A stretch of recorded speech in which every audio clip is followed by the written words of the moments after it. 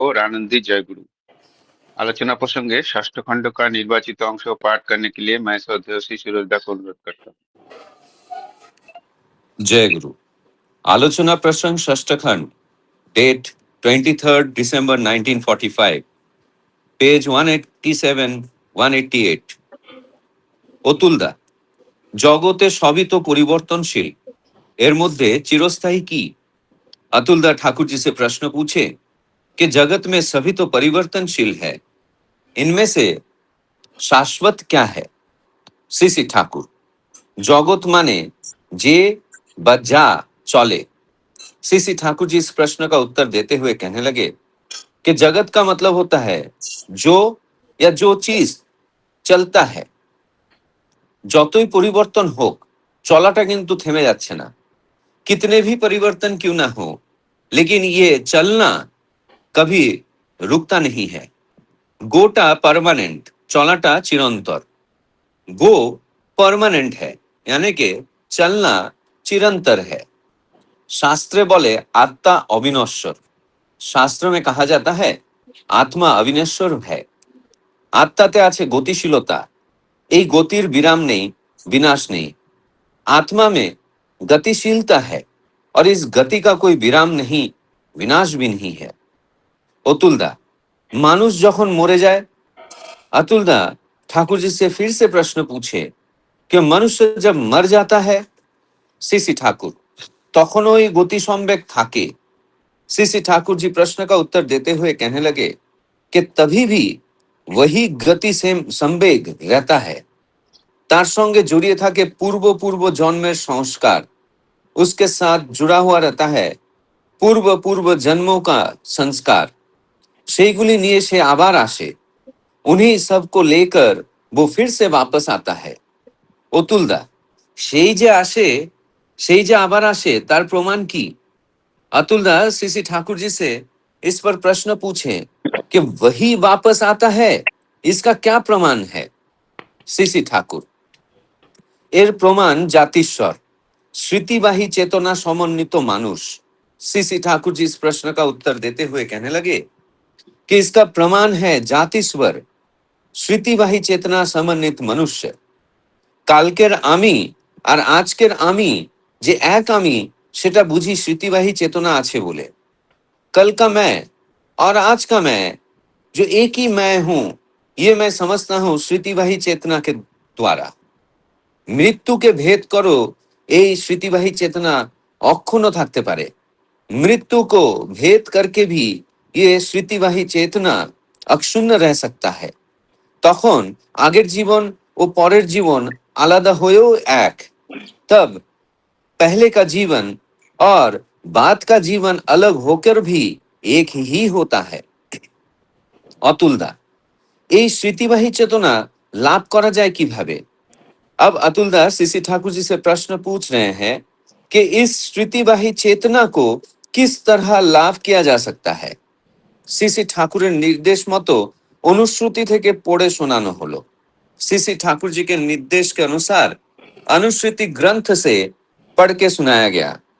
অটুট ইষ্ট প্রাণতার সহিত জানার দিকে ঝোঁক রাখিয়া, অর্থাৎ জ্ঞানাভ্যাস ও বেদাভ্যাস তৎপর হইয়া তপস্যা বা অভীষ্ট লাভে প্রচেষ্টা পরায়ণ হয়ত মানসিক ও শারীরিক সুচিতার সহিত প্রতি পারিপার্শ্বিকের উপকার প্রচেষ্টা প্রবণ থাকিয়া অন্তরের দ্রোহ ভাবকে, অর্থাৎ অপকার করিবার ভাবকে তিরোহিত করিয়া দাও।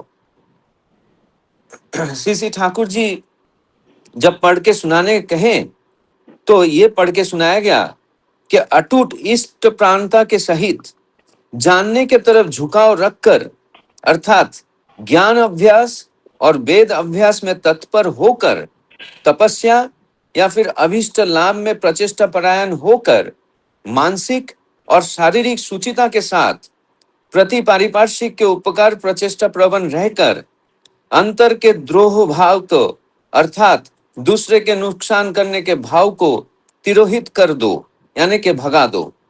আর তোমার বিগত দৈনন্দিন কার্যগুলিকে, অর্থাৎ এ যাবৎ যাহা কিছু করিয়া আসিয়াছ, পরপর দৈনিক হিসাবে প্রাত্যহিক পশ্চাৎ সারিণী চিন্তা দ্বারাই হোক বা যথাসম্ভব সেই কর্ম বা সংস্কারগুলিকে স্মরণে রাখিয়া বা সাক্ষাৎকার করিয়া স্মৃতিকে উজ্জ্বল রাখিতে চেষ্টা করো।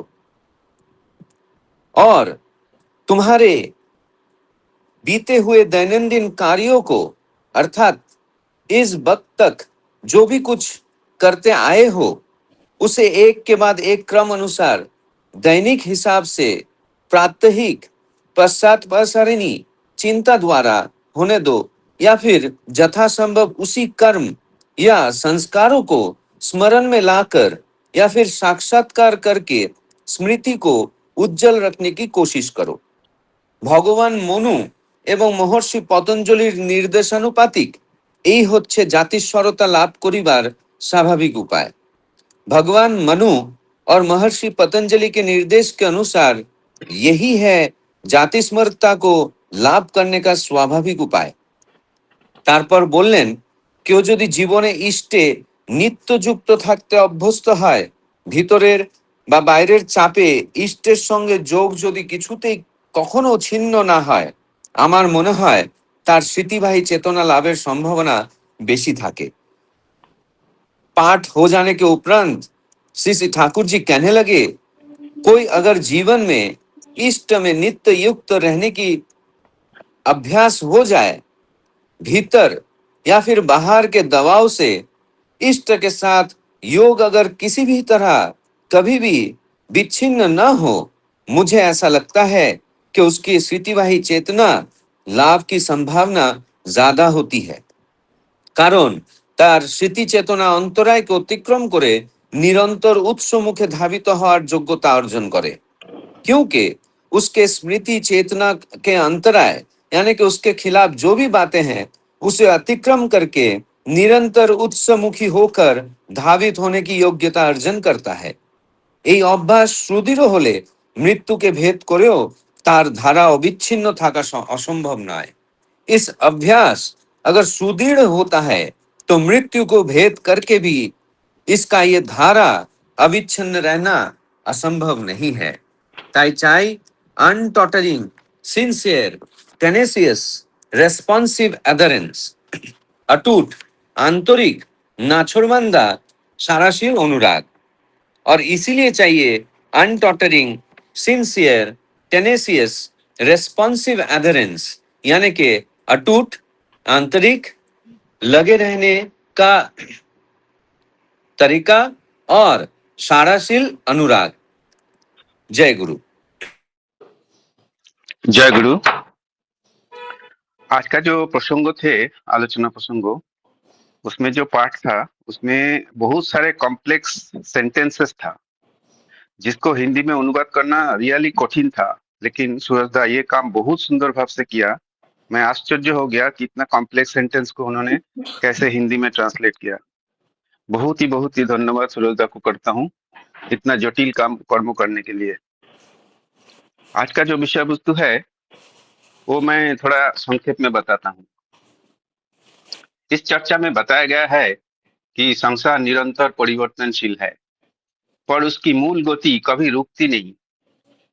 आत्मा अविनश्वर और गतिशील है, इसलिए मृत्यु के बाद भी उसका प्रवाह और संस्कार बने रहते हैं। मनुष्य अपने पूर्व जन्मों का संस्कार के साथ पुनर्जन्म लेते हैं।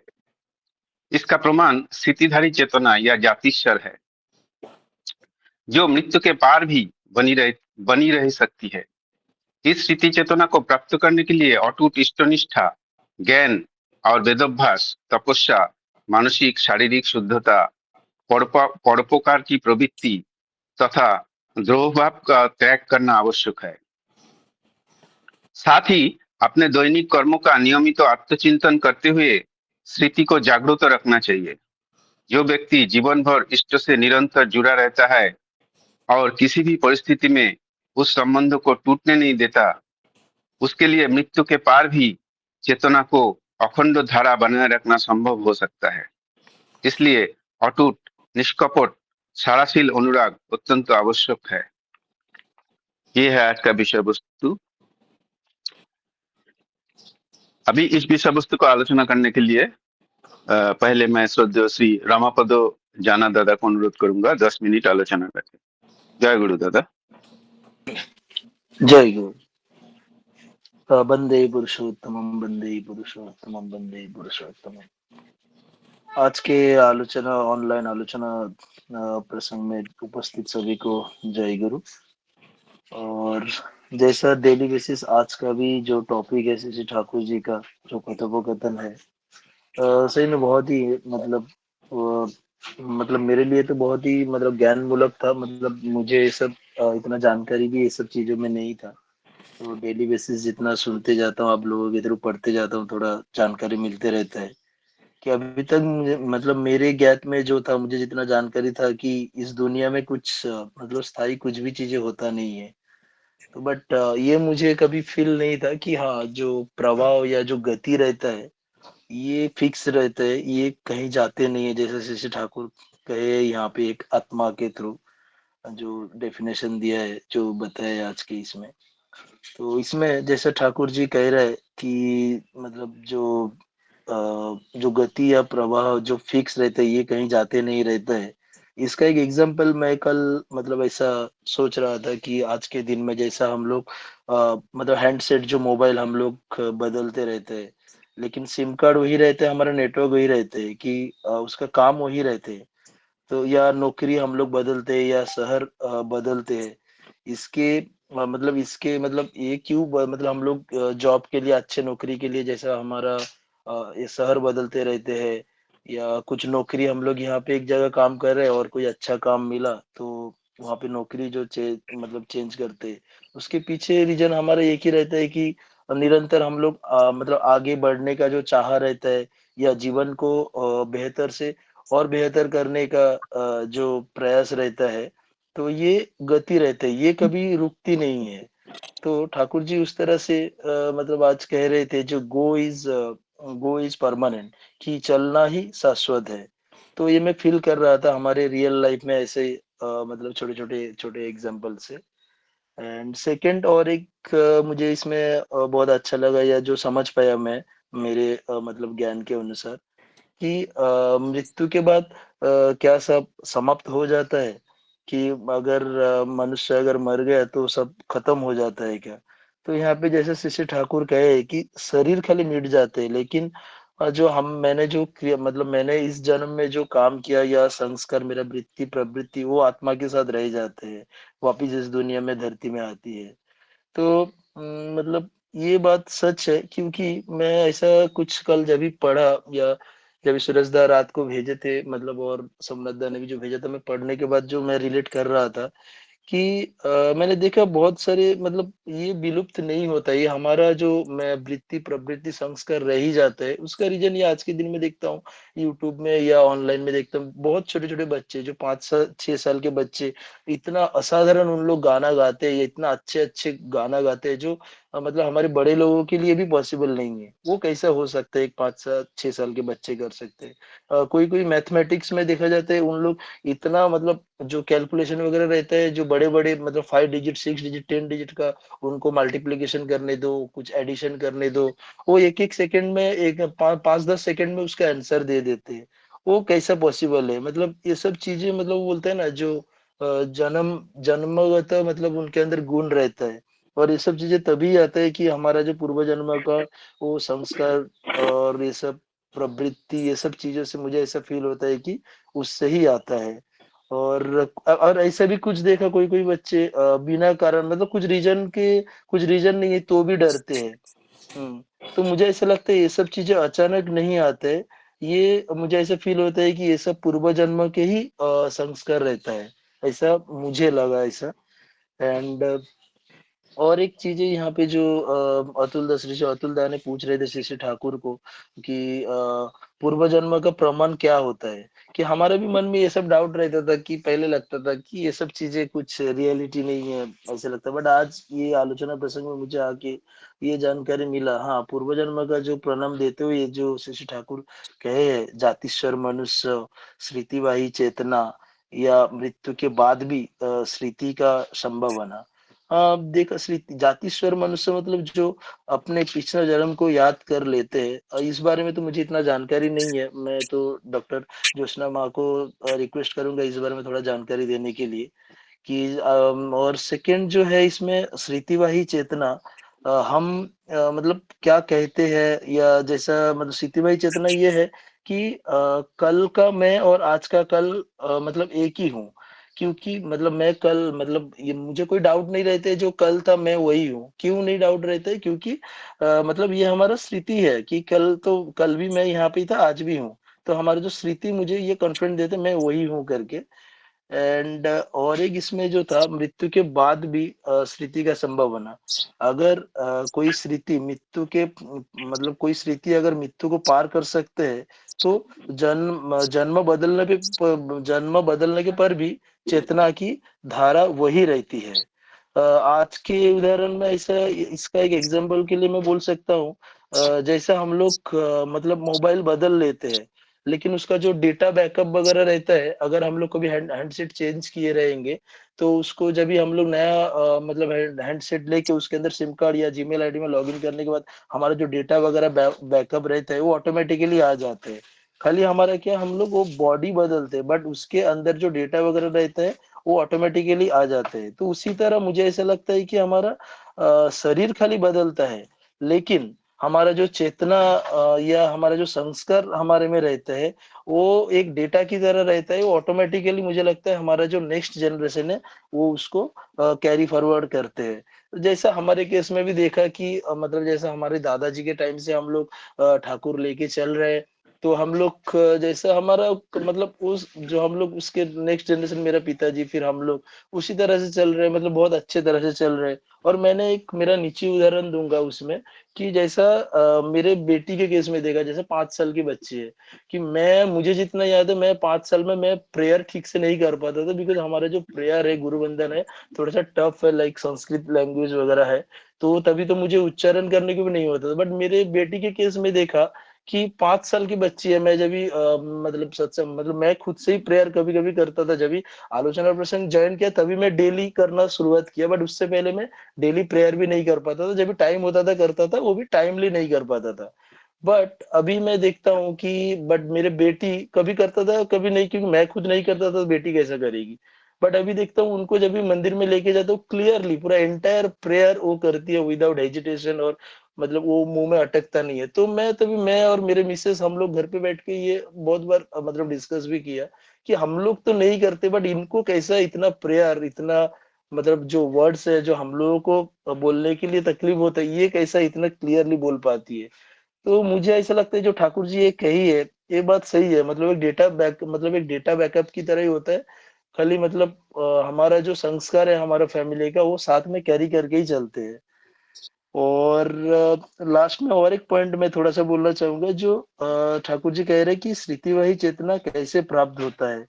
जो मतलब हमारा जो इष्टनिष्ठ जीवन, मतलब हम अगर डेली बेसिस हमारे जीवन के इष्ट के साथ जुड़े रहेंगे, और कोई दबाव में भी हमको इष्ट छोड़ना नहीं है। मतलब हमारे जीवन में बहुत सारे स्ट्रगल आएंगे, कि जैसे ससीदा काफी बार बोले, आप एडजस्ट मत करो ठाकुर जी के लिए। मतलब आपको करना ही है, अगर आप करोगे तभी तो जाके पाओगे ना। अगर मैं करूंगा नहीं, हाँ ठीक है, आज मैं ऑफिस में आया खाना नहीं लाया, तो मैं यहाँ पे मतलब कांदा लहसुन वाला खाना खा लेता हूँ। कि इस तरह से नहीं, अगर आपकी निष्ठा से अगर आप ठाकुर जी के लिए करोगे तो आप पाओगे। एंड इसमें और जो यहाँ पे और भी एक जो ठाकुर जी कहा है कि सुचिता और उपकार, कि मतलब मन और शरीर का ऐसा सफाई रखना चाहिए, और बाकी किसी का उपकार करने के लिए, मतलब और चारों जन मतलब हमारे परिवार के लिए कुछ उपकार करने के लिए रेडी रहना चाहिए। मतलब आज के दिन में ऐसा बोल सकते हो, जो एथिकल और पॉजिटिव लाइफस्टाइल है वो हमको मतलब लेके चलना है।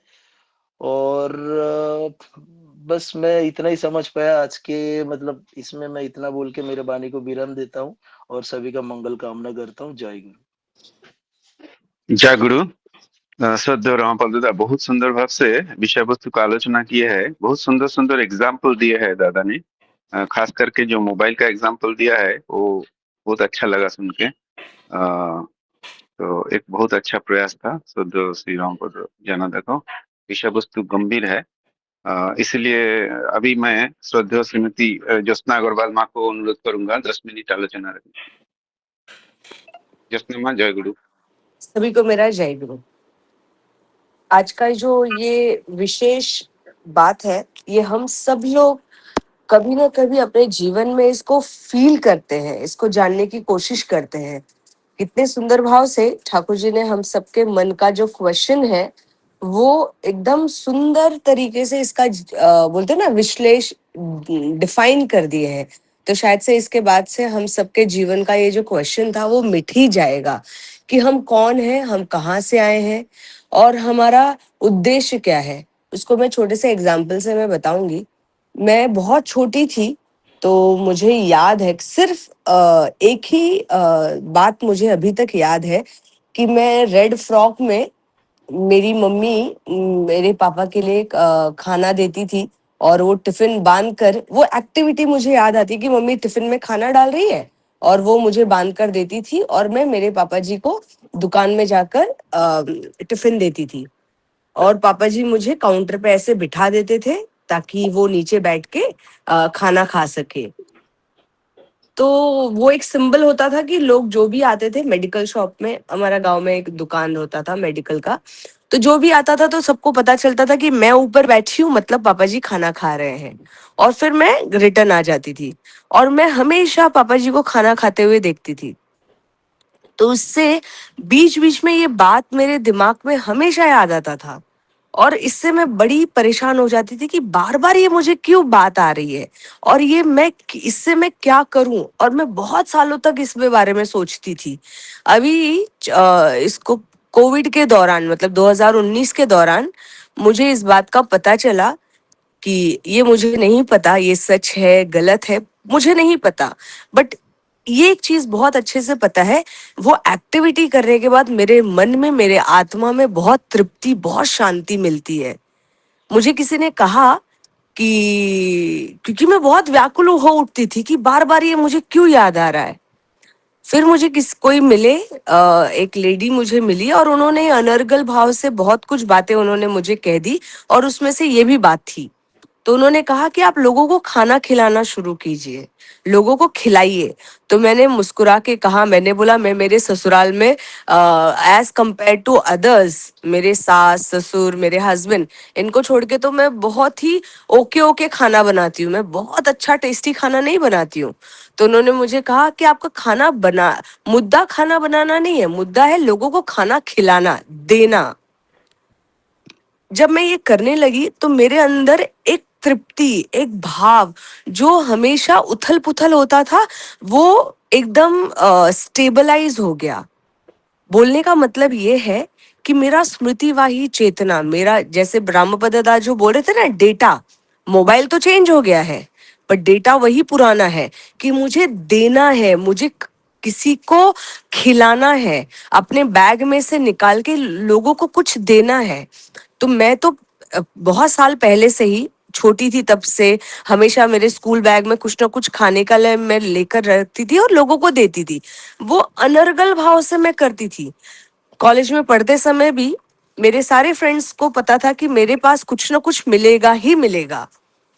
मंदिर में भी मैं जाती हूँ तो कुछ एक लिमिटेड लोग हैं जो हमेशा मुझसे कुछ एक्सपेक्ट करते हैं कि मैं दूं और मैं शॉक्ड हो जाती हूँ कि अरे मेरे मेरे पास होना चाहिए, लोग मुझसे एक्सपेक्ट करते हैं। मतलब कुछ ना कुछ कनेक्शन है। कोई भी अनायास भाव से कोई भी एक्टिविटी आपके साथ नहीं होती है, कुछ तो कारण होता है। तो बोलने का तात्पर्य यह है स्मृतिवाही चेतना, जब मैंने जहां से छोड़ा था उसको, अब मैं वहां से टू बी कंटिन्यूड कर रही हूँ। जब मुझे ये जन्म मिला है, लोगों को खिलाना, लोगों को देना, अपने पास से लेकर देना। मेरे जो भी एक्सपेंसेस होते हैं 99% लोगों को देने के लिए होते हैं। तो मेरे आसपास के जो लोग हैं, मेरे घर के सारे लोग हैं, मेरे पेरेंट्स, सास ससुर, एवरीवन, वो तो कहते हैं कि तुम्हारा बस चले तो तुम सभी लोगों को दे दो। ये जो देने का भाव है ये इस जन्म का नहीं है, ये मेरे पूर्व जन्म का भाव होगा शायद से, जो मैं टू बी कंटिन्यूड कर रही हूँ। ये तो मेरा पर्सनल एक्सपीरियंस है। ये हम सभी के अंदर स्मृतिवाही चेतना है। जैसे मेरे हस्बैंड कितने एकदम फ्लॉलेस बंगला से हिंदी में ट्रांसलेट कर लेते हैं। ये इनका स्मृतिवाही चेतना है, इनका पूर्व जन्म का कुछ तो ज्ञान है जो फ्लॉलेस आ गया। और वे कभी कभी ये भी शॉक्ड हो जाते हैं कि मैं कभी पढ़ता नहीं हूँ, बिना पढ़े बिना प्रैक्टिस किए खाली मैं बुक खोलता हूँ और पढ़ना शुरू करता हूँ। और इसका प्रैक्टिस ये शुरुआत हुआ जब हमारी शादी हुई। तो बंगला में कोई भी कॉन्सेप्ट होता था तो ये मुझे पढ़ के, क्योंकि मुझे समझ में नहीं आता था, तो ये मुझे पढ़ के सुनाते थे। अब पढ़ते पढ़ते ऐसा हो गया कि वो पढ़ तो रहे हैं बंगला बुक, पर वो हिंदी में बोलते थे और उसके लिए ज्यादा प्रैक्टिस करने की जरूरत ही नहीं है। और उसके बाद मैं हमेशा उन्हें कहती थी कि आप बंगला पढ़ो, मैं उसको हिंदी में समझ ले रही हूँ, जहां मुझे डिफिकल्ट होगा वो भी मैं जान लूंगी। तो शायद से रिलेट करना, चीजों को समझना, कहीं पर हम जाते हैं, जब हम देवघर भी जाते हैं या आचार्य देव को प्रणाम करते हैं, तो कभी कभी हमें ऐसा लगता है कि हमारे जीवन में हमने ये जो भाव है, ये जो मोमेंट है, ये हमने जिया है, ये हमने देखा है, ये हमने फील किया है, तो हमें कुछ नया नहीं फील होता है, हमें तृप्ति फील होती है, हमें समाधान फील होता है। तो यही मेरा स्मृतिवाही चेतना, जो यहाँ पर अतुल दा ने क्वेश्चन पूछा है, मनुष्य जब मर जाता है तब, ये भी क्वेश्चन है कि मनुष्य जब मर जाता है तो उसके बाद क्या, शरीर मतलब हैंडसेट तो चला गया, अब डेटा वही है, इंफॉर्मेशन वही स्टोर्ड है, और वो आगे जब जन्म लेता है तो नए कॉन्सेप्ट को जानता है, ऐसा मैं समझती हूँ। मेरा ज्ञान इसमें बहुत कम है, ऐसा मैं समझती हूँ। जब तक ठाकुर जी जो हमारे से एक्सपेक्ट करते हैं, मतलब शाश्वत, जिसको हम बोलते हैं ना, एग्जाम्पल के थ्रू मैं अगर कहूं कि एक मैला कपड़ा है, वो मैला कपड़ा जो हमारा जीवन है, और धीरे धीरे हर जन्म में एक एक वो मैल निकल, षडरिपु, एक एक मैल जो निकलते जाएगा, उसके लिए हजार हजार जन्म लेना पड़े शायद से, इसका मुझे नहीं पता, ऐसा मैं भाव फील करती हूँ। जब वो कपड़ा एकदम शाश्वत हो जाए, क्लीन हो जाए, कर्म के द्वारा, भाव के द्वारा, तब हम ठाकुर जी के लिए, ठाकुर जी के चरणों में विलीन हो जाते हैं, ऐसा मैं समझती हूँ। तो हमारे अंदर जो भी संस्कार है वो हम हर जन्म में, हर कंटिन्यूअस में अपना जो इंफॉर्मेशन है, हमारा जो थॉट प्रोसेस है, उसको और क्लेंस करते हैं और साफ करते हैं। तभी शायद से ये जो हम आलोचना प्रसंग का श्रृंखला या बाकी बहुत सारी चीजें जो चल रही हैं, कुछ लोग भजन कीर्तन करते हैं, कुछ लोग किताबें पढ़ते हैं, कुछ लोग हमारे जैसे एकजुट होके एक ही साथ रह के थॉट प्रोसेस में मेल करके, ये हमारा शायद से स्मृतिवाही चेतना था। तभी हम इतने महीनों से कंटिन्यूअस, कुछ लोग सुनते जा रहे हैं और इसकी आदत सी पड़ गई है। अगर किसी एक दिन नहीं सुना, नहीं बोले, नहीं समझा, तो ऐसा लगता है कि कुछ तो नहीं हुआ है, कुछ तो इनकम्प्लीट फील हो रहा है। ये हमारा, ये इसके लिए हमारे सत्ता को, हमारे आत्मा की इसकी जरूरत थी। तभी हम यहाँ जुड़े, यहाँ से हम बातों को सुन रहे हैं। नहीं तो मेरे लिए बंगला सुनना, पढ़ना नहीं, अभी भी बहुत पीछे हूं मैं, सुनना मेरे लिए बहुत डिफिकल्ट था। और ठाकुर जी का दया है कि घर में ही ये एक्टिविटी होती, तो मैं एक भी दिन नहीं छोड़ पाती हूँ। बोलने का मतलब है कि ये जब हम मर भी जाते हैं तो हमारा वो जो पूर्ण पूर्ण जन्मों का संस्कार है, उन्हीं को लेकर हम फिर आते हैं। यहाँ पर एक छोटा सा एग्जाम्पल दूंगी, एक छोटी सी एक्टिविटी है जो आप लोग सब लोग कर सकते हैं। जब छोटा बच्चा, एकदम छोटा बच्चा जो किलकारी मारता है, वो पालने में रहता है या हाथ पैर फेंकता है, उस उम्र के बच्चे को अगर आप जाओ तो वो कुछ कुछ कोई कोई बच्चा आपको देख के बड़ा खुश होगा। आप गाल पे हाथ दो या उसको देख के कुछ एक्टिविटी करो तो बड़ा खुश होगा, और एकदम इंटरेस्टफुली वो आपको देखेगा। पर कोई कोई बच्चा, उसके फेस का रिएक्शन चेंज हो जाता है, कुछ कुछ सिर्फ हाथ ही मारते हैं। और जब बड़े होते हैं तो कोई बच्चा, अगर आप उनको मारो भी तो रिएक्ट नहीं करेंगे, रोएंगे पर रिएक्ट नहीं करेंगे। पर कुछ बच्चे, उनका हाथ उठ जाता है मारने के लिए, तो इतने कम उम्र में उनको किसी ने सिखाया नहीं है। बोलने का यहाँ पर बोलने का तात्पर्य यहाँ पर यह है कि स्मृतिवाही चेतना, पहले का कुछ तो चिंतन मनन है। जैसे रामपद दा ने अभी छोटे बच्चे का जो एग्जाम्पल दिया, उनके बेटी का एग्जाम्पल दिया, ये एक जगह पर बैठ के प्रार्थना करना, सही से उल्लेख करना, ये स्मृतिवाही चेतना है। जहाँ से साधना छोड़ी थी, अब वहां से वो टू बी कंटिन्यूड हो गया। नहीं तो वो बच्चे के उम्र में कोई बच्चा एक जगह पर बैठ के कंटिन्यू बोलना बहुत डिफिकल्ट है। इसीलिए कहते हैं, अगर आप लोग सुने होंगे तो ये बारे में इस चीज को कहा जाता है कि कोई कोई आत्मा बहुत पुराना है और कोई कोई आत्मा नया है। मतलब बोलने का मतलब ये है, आत्मा नया का मतलब ये है ऐसा। सोमनाथ दा, आपका माइक चालू हो गया है। जय गुरु माँ, 1 मिनट में खत्म कीजिए। जी जी जी। कोई कोई आत्मा बहुत पुराना है, इसका मतलब कि वो उसके अंदर सारा डिसिप्लिन, मैक्सिमम सारा डिसिप्लिन आ चुका है। बहुत सारे जन्मों से सीख सीख के आ चुका है, और बहुत सारे लोगों को समझाने के बाद भी वो ओवरकम नहीं हो पाते हैं। इसका मतलब कि उनको और बहुत जन्म लगेगा चीजों को समझना। ये जो श्रृंखला वाइज 1 से 7 नंबर तक जो है, इतना समय नहीं है, पर इसका तात्पर्य ये है कि हम जब इष्ट से जुड़ेंगे कंटिन्यूअस, मुझे नहीं पता, हमें नहीं पता कि हम कितने जन्मों से ठाकुर जी के पास जुड़े हैं, तभी एकदम अनायास भाव से ठाकुर जी से मिलन हो गया, और टू बी कंटिन्यूड हमारा साधना है। और हमारा अगर रह जाएगा, इस जन्म में रह जाएगा, तो मैं और कंटिन्यूअस ठाकुर जी के साधना करती ही रहूंगी, हम सब करते रहेंगे। जब हमारा साधना शायद से, जैसे ऋषि मुनि हजार हजार साल तक एक ही जगह पर खड़े होकर साधना करते थे और ठाकुर जी में विलीन हो जाते थे, और वैसे हमारा भी साधना टू बी कंटिन्यूड होके जब हम ठाकुर जी में विलीन हो जाएंगे। इतना ही मैं कहूंगी दादा। जय गुरु। जय गुरु। श्रद्धेय ज्योत्सना माँ बहुत सुंदर भाव से आलोचना कर रहे थे स्थितिवाही चेतना का बारे में, और जीवनीय उदाहरण देते हुए उन्होंने आलोचना कर रहे थे। बहुत सुंदर लग रहा था, लेकिन समय का कारण, अभाव के कारण मैं थोड़ा रोकना पड़ा। जो माँ जो बोल रहे थे ना, बच्चा लोगों का अंदर बिहेवियर, वो मैं भी महसूस किया है। एक अद्भुत घटना, मैं किसी का घर में गया था, उसका घर में एक छोटी सी बच्ची थी, कुछ 10-12 साल का। तो वो बच्ची हमारे सामने नहीं आ रहे थे। हाँ, तो तभी मैं पूछा, सब लोग पूछे वो तुम क्यों नहीं आ रहे हो। हाँ, तो उसका मम्मी बताया कि वो जब जेंट्स रहता है, जेंट्स का सामने नहीं आते हैं, लेडीज रहता है तो उसका सामने आते हैं।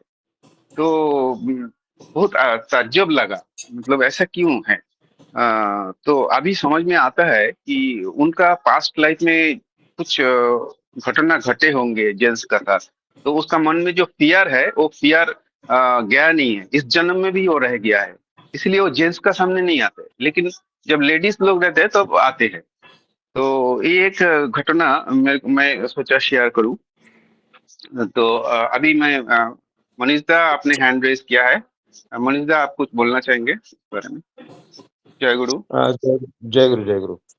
लेकिन और एक दादा जो उनका है ना अभी आलोचना। हाँ हाँ हाँ, मुरलीधर दत्ता। हाँ, तो फिर वो अभी बोलेंगे ना। हाँ, बोलेंगे। अच्छा ठीक है, मैं बहुत ही कम समय लूंगा। मैं ठीक है हमेशा दादा। इस बात को फील करता था कि हम लोग बोलते हैं ना कि हम क्या लेकर के आए हैं और क्या लेकर के जाएंगे। ऐसा लोग बोलते तो है, लेकिन मैं समझता हूं कि हम दो चीज लेकर के आते हैं और दो चीज लेकर के जाते भी है। तो एक जो है हमारा कर्म, और दूसरा जो है हमारा संस्कार। तो जो संस्कार हम लेकर के आए हैं, मतलब संस्कार हमारे साथ में आता है जब एक बच्चा पैदा होता है, जन्म प्राप्त करता है, तो वो साथ में अपने कर्म और संस्कार, ये दोनों लेकर के आते हैं और जाते भी है। एक मनुष्य जो अपनी पूरी जिंदगी व्यतीत करने के बाद जब मृत्यु को प्राप्त होता है, तो वो संस्कार भी साथ में लेकर के जाता है। और इसीलिए जब हम इष्ट को पकड़ करके, और जैसे जैसे ये बोला है, ये बहुत महत्वपूर्ण। अभी जब आलोचना हो रही थी, रमापदा कर रहे थे, ज्योत्सना माँ आलोचना कर रही थी, तो उसमें उस समय हम लोग मतलब मेरी मिसेस ने ये सवाल पूछा कि ये कैसे फिर कंटिन्यूअस होगा, क्योंकि बहुत बार ऐसा होता है कि हम तो स्मृतिवाही चेतना को रिकॉल नहीं कर पाते। तो ठाकुर जी ने फिर जैसे अतुलदा प्रश्न पूछे कि यह स्मृतिवाही चेतना कैसे प्राप्त की जा सकती है। तब ठाकुर जी के निर्देशानुसार अनुसूची से पढ़कर सुनाया गया। अटूट इष्ट प्राणता के साथ जानने की और झुकाव रखते हुए अर्थात ज्ञानाभ्यास और वेदाभ्यास में तत्पर होकर तपस्या या अभीष्ट लाभ में प्रयत्नशील रहते हुए मानसिक और शारीरिक शुचिता के साथ प्रत्येक पारिपार्श्विक के उपकार प्रयास में प्रवृत्त रहकर अंतर में द्रोह भाव अर्थात अपकार करने की भावना को तिरोहित कर दो और अपने बीते दैनिक कार्यों को अर्थात अब तक जो कुछ किया है उसे प्रतिदिन पश्चात पसारी चिंतन द्वारा या यथासंभव उन कर्मों या संस्कारों को स्मरण में लाकर या साक्षात्कार कर स्मृति को उज्जवल रखने का प्रयास करो। तो ये जो बात है एकदम मतलब ठाकुर जी ने कितना आसान करके सिंपल करके ये चीज बता दिया है। तो यही बोल करके मैं बात को शेष करता हूँ। जय गुरु। जय गुरु दादा। मनीषदा बहुत सुंदर बात बोले हैं कि मतलब ये स्थितिवाही चेतना कैसे रहे, कैसे आएंगे, इसका बारे में दादा ने बता दिया। ठाकुर जी जो बोले हैं स्थितिवाही चेतना कैसे आ सकता है, तो बहुत कठिन कर्म है, लेकिन अगर कोई कर सके तो उनको स्थितिवाही चेतना रहेगा। तो अभी मैं श्रद्धेय श्री मुरलीधर नाथ दा को अनुरोध करूंगा 10 मिनट आलोचना करने के लिए। जय गुरु दादा। जय गुरु। जय गुरु। आवाज सुनाई दे रहा है जरा? हाँ हाँ हाँ दादा, आ रहा है। वंदे पुरुषोत्तमम, वंदे पुरुषोत्तमम, वंदे पुरुषोत्तमम। सभी को मेरा आंतरिक जय गुरु। सभी के मंगल प्रार्थना करता हूँ ठाकुर जी के रातुल चरणों में। और आज का जो विषय है आलोचना प्रसंग के, ये तो ज्ञान के बाहर है। ज्ञान तो मुझे इतना नहीं है, फिर भी मेरे से पहले हमारे जयनादा ने और ज्योत्सना माँ ने इतना सुंदर तरीके से उदाहरण देकर जो बता रहे थे, बहुत सुंदर लग रहा था। और आज अतुलदा ने जो प्रश्न किए हैं ठाकुर जी से, ये 4 प्रश्न किए हैं। ये 4 प्रश्न ये है कि पहला प्रश्न है, जगत में सब कुछ परिवर्तनशील है, इसमें शाश्वत क्या है।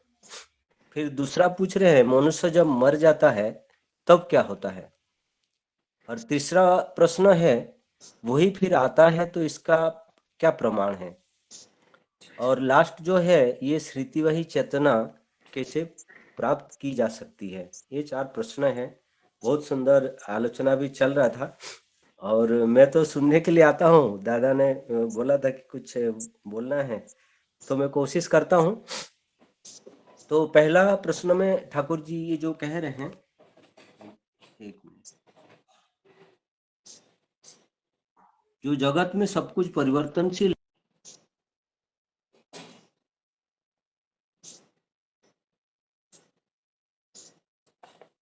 जय गुरु दादा। म्यूट हो गया था, आवाज नहीं आ रहा है। मुझे लगता है रेंज हाँ हाँ हाँ दादा, आवाज नहीं बोलिए आ रही? बोलिए। हाँ अभी आया। अब हाँ आ रहा है अभी। आ रहा है।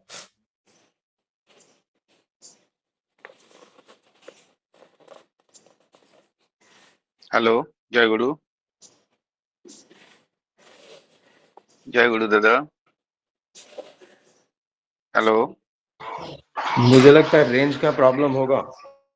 हाँ रेंज का प्रॉब्लम हो रहा होगा। मुरलीदा। जय गुरु।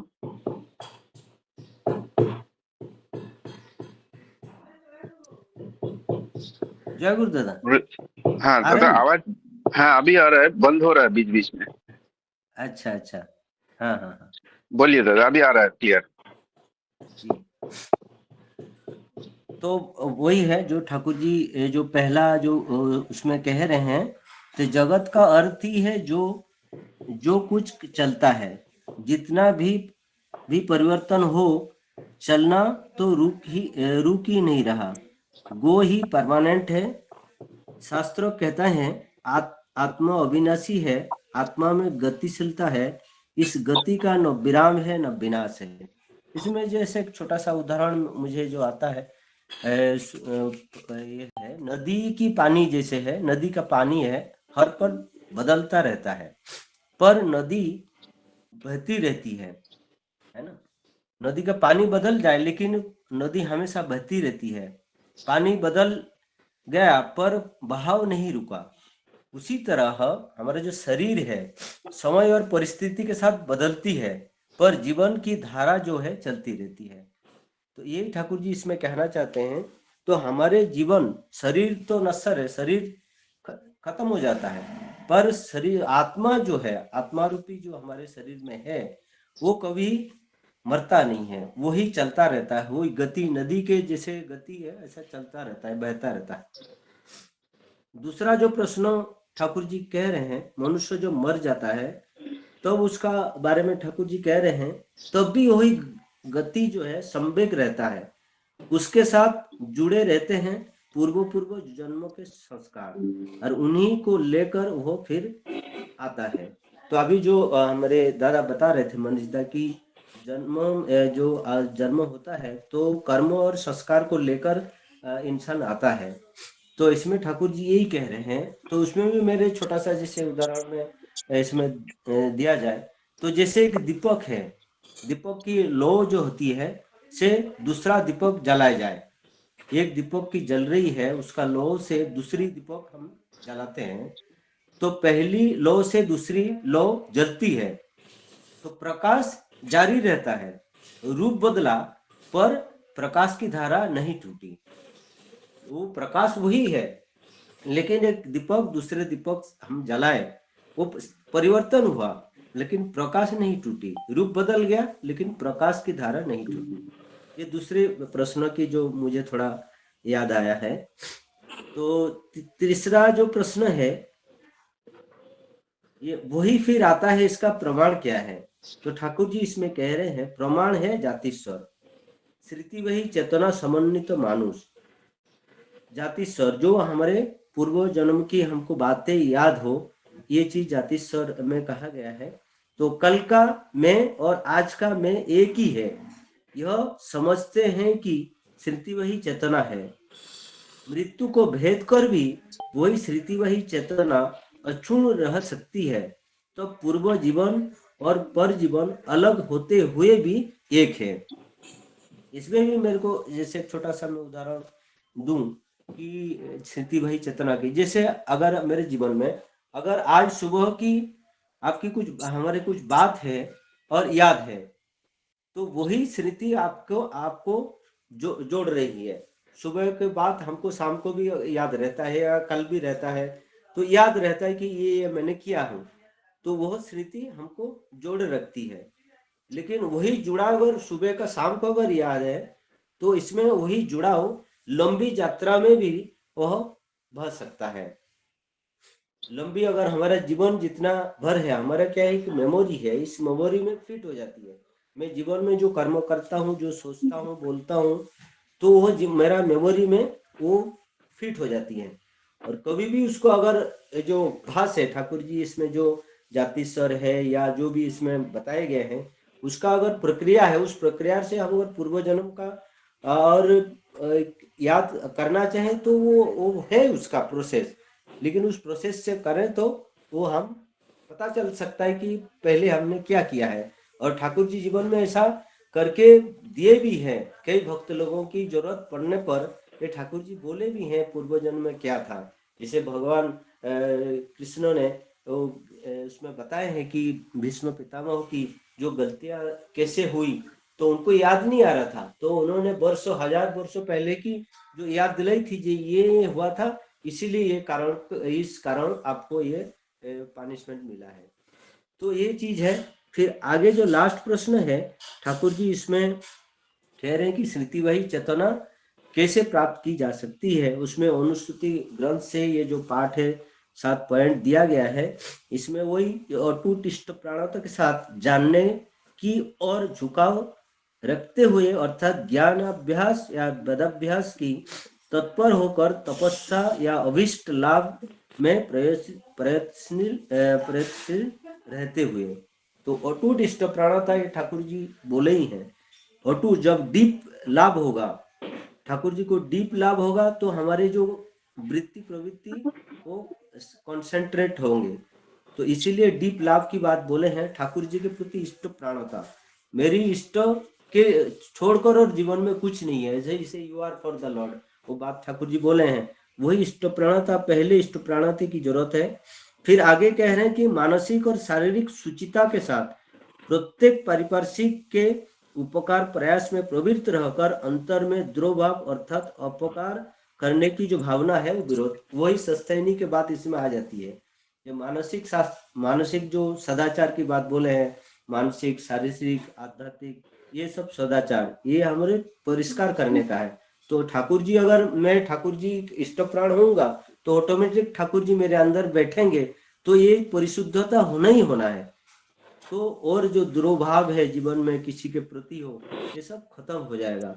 तो आगे 3 में बोलते हैं, और अपने बीते दैनिक कार्यों को अर्थात अब तक जो कुछ किया है उसे प्रतिदिन पश्चात पसारी चिंतन द्वारा या यथासंभव उन कर्मों या संस्कारों को शरण में लाकर या साक्षात्कार कर स्मृति को उज्जवल रखने का प्रयास करो।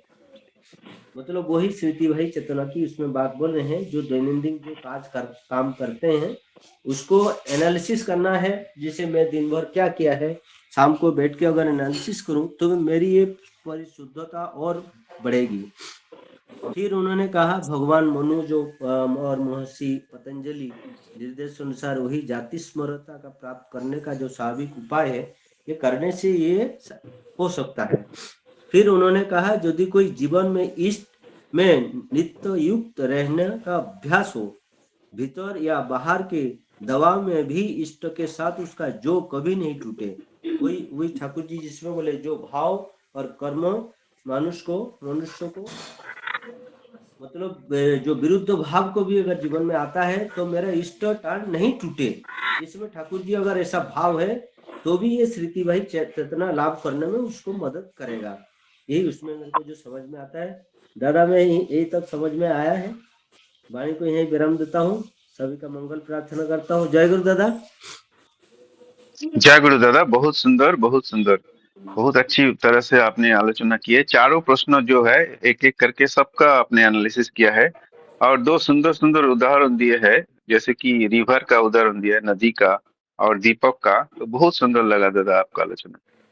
अभी मैं वैल्यू एडिशन करने के लिए सदस्य शशिकांत दादा को अनुरोध करूंगा, 5-7 मिनट आलोचना रखें। जय गुरु दादा। सोमनाथ दा 4-5 मिनट तो बचा हुआ है, थोड़ा सा आप बोल के एंड करवा दीजिए। 8 बजे हम क्रॉस नहीं करेंगे, एक टाइम टेबल फिक्स करते हैं और बोलने से फिर 8 बजे के बाद चला जाता है, दिक्कत होता है। आप थोड़ा बोल दीजिए दादा, आपसे नहीं सुनने से अच्छा नहीं लगता है। नहीं, आज तो बहुत सुंदर आलोचना हुआ है आज। मैंने हमारे रमापद दा, ज्योत्सना माँ और अभी दादा तो आलोचना किए हैं, और उसके ऊपर जो बातें फर्स्ट पैराग्राफ बोलूंगा क्योंकि टाइम को देख के, एक हमारा लोंकर दा का रिक्वेस्ट था जो हमको टाइम टेबल मेंटेन करना है। अभी 2-3 दिन पहले ही ये टॉपिक के ऊपर आलोचना भी हो रहा था, तो बोले उसको ध्यान रखें, तो हमको एक टाइम लिखे 8 बजे ख़त्म करने से बेटर है। मैं जो सेकेंड पैराग्राफ है, जो जाति स्मर के विषय में तो आलोचना करूंगा नहीं क्योंकि अभी टाइम नहीं है, तो उसके ऊपर व्यापक सब्जेक्ट है, कभी समय आएगा तो बोलेंगे। बट फर्स्ट वाला जो पॉइंट है उसके ऊपर मैं 2-3 मिनट बोलूंगा। जे अतुल दा जो पूछ रहे हैं, जे ये मुझे भी आज कॉन्सेप्चुअली बहुत दिन के बाद क्लियर हुआ। तो मैं कल ऑफिस में बैठ के इसको सोच रहा था, जे ठाकुर जी क्या बोलना चाहते हैं, क्योंकि अंदर से जब सोचोगे, आज सत्ता का सुनोगे, तो आपको अलग टाइप का मीनिंग मिलेगा। ठाकुर जी को जो पूछा जा रहा है, जगत में इसको लेके ऑलवेज झगड़ा होता है और लोग भी आज का डेट में पागलपन हो गया है ये बातों को नहीं समझ के। मेरा लाइफ में भी 2-3 दुर्घटना हुआ है, यही क्वेश्चन को करके मैं घर छोड़ दिया था। मैं 7 दिन जाए कोई आश्रम में रुका था बाबा जी बनने के लिए।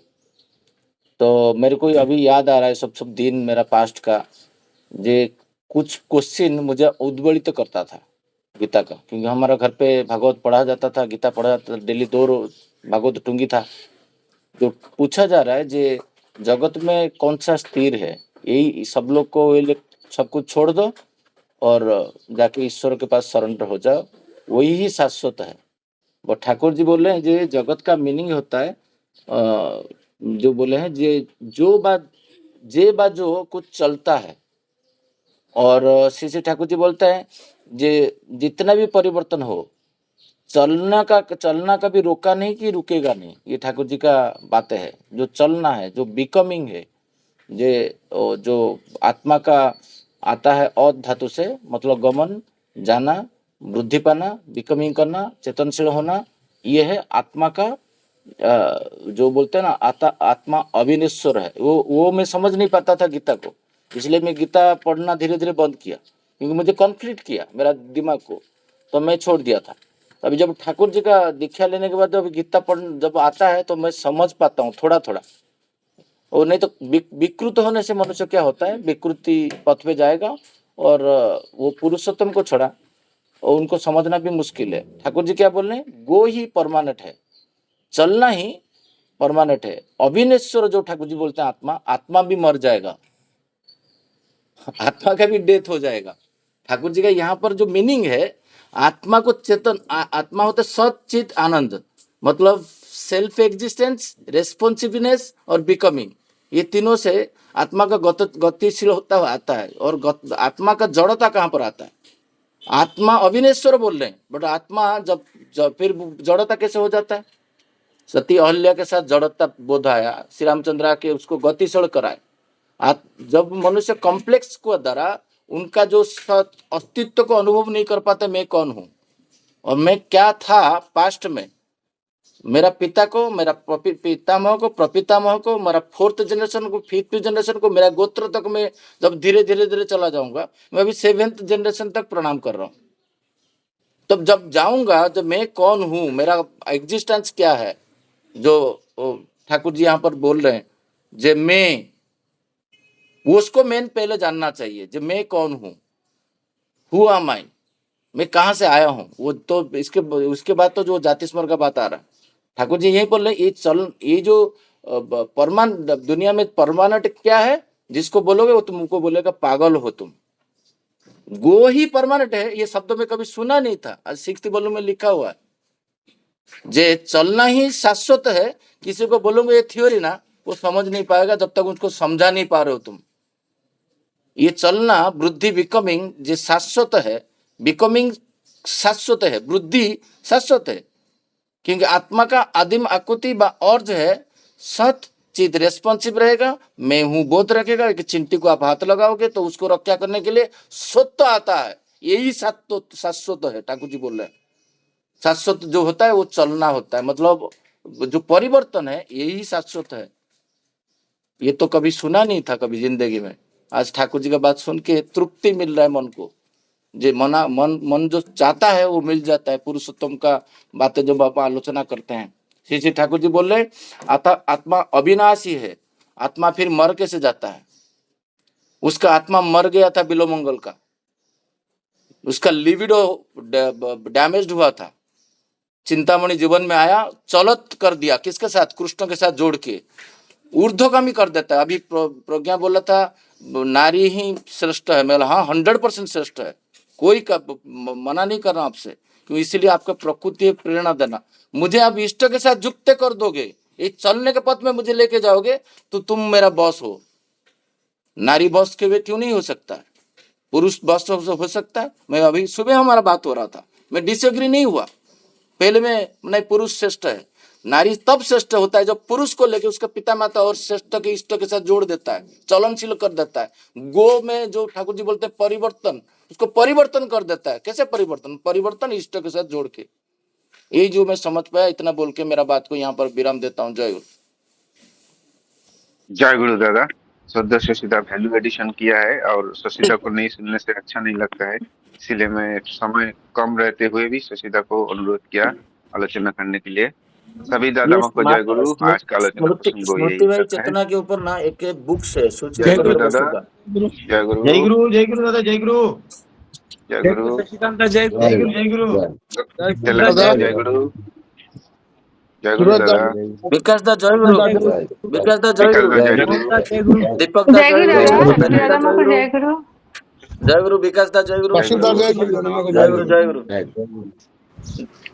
वैशाली माँ जय गुरु जय गुरु बनोरथ मुरलीधर का बहुत जय सुंदर गुरु आलोचना किया है रविदास जय गुरु जय गुरु रामपद दादा जय गुरु